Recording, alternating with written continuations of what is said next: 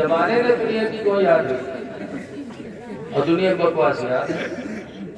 کل کی عورتیں درود پڑھ پڑھ کے بچوں کو سلاتی تھی اور آج کل کی عورتیں جہاں لے کر روے لاگی وہ اٹھائی پٹکی ہیں تکے بدر بدر پیٹی ہیں. سو جا کنت منت دی کوڑی پایا کوڑی لے کے گنمان گنگا ماتا بارو دین بارو لے کے بجوا کیا بجوام کالاوا دی. اللہ جانے کہاں سے آتے. ہم تو دیہاتی آدمی سنا کرے تھے بڑے بیروگ سے بڑی دیر تک کہا یہ سو جا کنت منت دی کوڑی پایا کوڑی لے کے گنگمان گنگا ماتا بارو دین بارو لے کے بجوا کیا بجوام کالاوا دی. لاوا لے کے کھیر بنائیں سب گھر کہیں کہانی بھی لیا کہیں چھوٹ سب پھونک چھوڑ تن تو نہیں حق لاتے ہیں. کلمہ میں حق نہیں ہے ایمان حق نہیں. کھیر بناوا گھر بھر کہیں کہانی بھی لیا کہیں دیتا ہم بڑھا کے آج تک کہانی بھی لیا نہیں دیکھ پاؤ.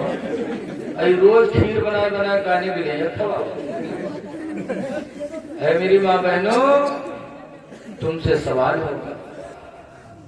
اور قرآن کی اس آیت پر پہنچا تھا لم یان للذین ان تخشع قلوبہم. کیا ابھی وقت نہیں آیا کہ لوگ اللہ سے ڈریں؟ بے شک. اور وہ عرب کا حصہ تھا چور عربی جانتا تھا. جب اس نے سنا کہ لم یان للذین ان تخشع قلوبہم کیا اللہ سے ابھی ڈرنے کا وقت نہیں آیا تو چور کے دل میں خوف خدا پیدا ہوا اور پھر واپس ہو گیا اور جا کر کے رو رو کے چوری سے توبہ کر لیا اور پھر اللہ کا ولی بن گیا. تو ایک وقت وہ تھا کہ رات گزر جاتی تھی لوگ گھروں میں قرآن پڑھا کرتے تھے. اس لیے گزارش ہے کہ اپنے بچوں کو بچیوں کو قرآن پڑھاؤ. جب بچی تمہاری قرآن پڑھ کے کسی کے گھر میں جائے گی تو اسلامی معاشرہ بیدار ہوگا. سبحان اللہ. اور ماں دیندار تو لڑکا بھی دیندار. کل کی مائیں دیندار ہوتی تھی تو لڑکے کو گود میں لیتی تھی تو درود کی تھپکیاں دیتی تھی کہ سو جاؤ یا مصطفیٰ کہتے کہتے کھلے آنکھ صلی علی کہتے کہتے کہ بیٹا سو تو مصطفیٰ کے نام پر اٹھو تو مصطفیٰ کے نام پر. آج کل ہماری بہنوں کا درود یادیں نہیں ہے کلمہ یادیں نہیں ہے اتحیات یادیں نہیں ہے اور اس جگہ کے رات پا جائے تو رات بھر ڈھول گم کے اب کہو کلمہ نہیں یاد پوچھو کلمہ اگر یاد ہو کہو پڑھو لا الہ الا اللہ. تمہاری گود اسلام کا سب سے پہلا مدرسہ ہے. بچوں کا سب سے پہلا مدرسہ ماں کی گود ہے. ماں کی گود میں اگر بچہ کامیاب ہو گیا تو ہر میدان میں کامیاب رہے گا. اس لیے ماں بہنوں سے گزارش ہے کہ تم دیندار بنو. حضور مفتی احمد یارخانی میں لکھتے ہیں کہ بے ادب ماں بادب اولاد جن سکتے نہیں. بے شک بے ادب ماں بادب اولاد جن سکتی نہیں. ماں بنے در ماں جنے اولاد بن سکتی نہیں. اعمال صالحہ. اور تیسرے نمبر پر اللہ فرماتا وتواصوا بالحق. اور کامیاب وہ ہے جس نے حق بات کا حکم کیا. حق بات بولا کرو جھوٹ سے پرہیز کرو حق بولو اور حق کا حکم دو. حق بولو گے ہمیشہ کامیاب رہو. ایک بزرگ تھے حضرت سبیلی علیہ رحمہ. ان کے زمانے میں ایک نوجوان تھا بڑا ناکارہ قسم کا تھا. پولیس کا پیچھا کیے رہا تھا. وہ گھر نہیں سوبت رہا اتنے ان کے مقدمہ رہا ہے کہو کریانے پڑا رہا ہے کہو کہتے پڑا رہا ہے. جب پریشان ہو گیا تو ایک دن حضرت سبیلی کے پاس پہنچا کہ حضور بڑی مصیبت کی زندگی ہے میرے خلاف تمام مقدمات درج ہیں پولیس مجھے گھر میں نہیں سونے دیتی. کہ حضور میں گناہوں سے توبہ کرنا چاہتا ہوں کہ اللہ میرے گناہ کو معاف کرے گا. فرمایا ہاں توبہ کر لے گناہوں سے پاک و صاف ہو جائے گا. گناہوں سے پاک و صاف ہو جائے گا. تو توبہ کیا اور مرید ہو گیا. مرید ہو کے گھر گیا سوچی اس کے تو سب گناہ ختم اور پولیس نہ پکڑی اور گواہ گھر آرام سے سو.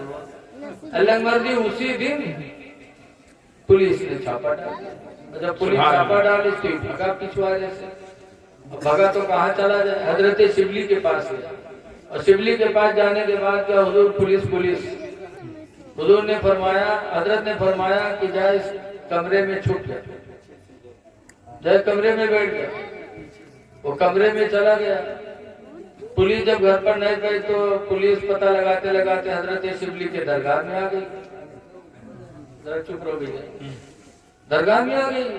پولیس نے پوچھا حضور فلاں نام کا کوئی ملزم آیا؟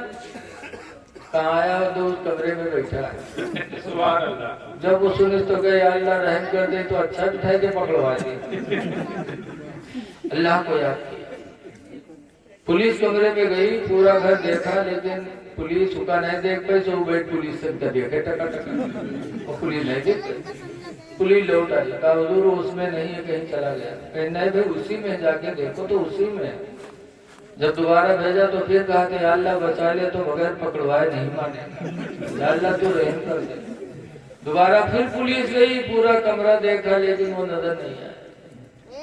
پولیس واپس آئی، کہا حضور وہ 420 سے کہیں چلا گیا۔ پولیس چلی گئی، جب چلی گئی تب وہ نکلا کمرے سے، حضرت سے کہا ایسے پیر سے بن پیر بھی ہے۔ کہا ہے بیٹا، گنجا بیٹا کہا تو تم سے بڑا دشمن ہمارا دشمن ہے، کیا ہوا؟ کہا کیا ہوا؟ تم نے پکڑوانے میں کوئی کسر نہیں رکھی ہے، تو ہم کو دیکھ نہیں پائے؟ تب حضرت فرماتے بیٹا وہ میرے حق بولنے کی وجہ تھی، جیسا سبحان اللہ، جو میں نے سچ بول دی، جھوٹ نہیں بولا، تو سچائی کی برکت سے اللہ تعالیٰ نے تجھے پولیس کی نگاہوں سے چھپا دیا۔ سبحان اللہ۔ اگر میں جھوٹ بول دیتا تو پولیس کی پکڑ میں تو جاتا، تو مارا جاتا، اور جھوٹ بولنے کی وجہ سے اللہ کے عذاب میں مبتلا میں ہوتا۔ بے شک۔ پتا چلا انسان جب سچی بولی بولتا ہے تو اللہ خوش ہوتا ہے، اور وہ کامیابی کے راستے پر ہوتا ہے۔ اسی لیے حق بولو، حق کی وصیت کرو۔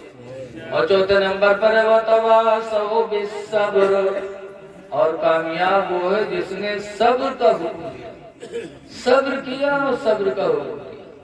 اسی لیے لوگوں صبر کا دامن کبھی نہ چھوڑو، مصیبتیں آئیں گی اور ٹلیں گی، بے شک۔ لیکن ہمیشہ صبر کرنا۔